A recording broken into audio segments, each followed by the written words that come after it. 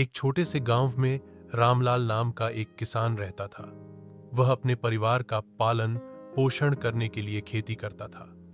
उसके खेत में वह फसलें उगाता था जो उसके परिवार के लिए भोजन और आय का साधन थी। एक दिन जब रामलाल अपने खेत में काम कर रहा था, उसने देखा कि उसकी फसलें सूखने लगी हैं। उसने सोचा कि शायद पानी की कमी के कारण ऐसा हो रहा है।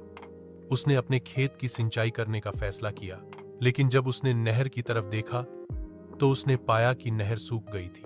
रामलाल ने अपने गांव के अन्य किसानों से बात की और पाया कि पूरे गांव में सूखे की स्थिति थी। सभी किसान परेशान थे और अपनी फसलों को बचाने के लिए संघर्ष कर रहे थे।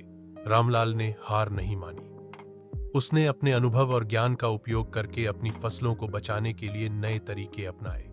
उसने अपने खेत में सूखा प्रतिरोधी फसलें उगाने का फैसला किया और अपने खेत की मिट्टी को सुधारने के लिए जैविक खाद का उपयोग किया। धीरे धीरे रामलाल की फसलें फिर से हरी भरी होने लगी। उसके खेत में फिर से जीवन आ गया और उसके परिवार के लिए भोजन और आय का साधन बन गया। रामलाल की कहानी ने गांव के अन्य किसानों को भी प्रेरित किया और उन्होंने भी अपने खेतों में सूखा प्रतिरोधी फसलें उगाने का फैसला किया। इस तरह रामलाल ने अपने संघर्ष और मेहनत से न केवल अपनी फसलों को बचाया, बल्कि अपने गांव के अन्य किसानों की भी मदद की। उसकी कहानी ने साबित किया कि कठिन परिस्थितियों में भी हार नहीं माननी चाहिए और हमेशा नए और बेहतर तरीकों की तलाश करनी चाहिए।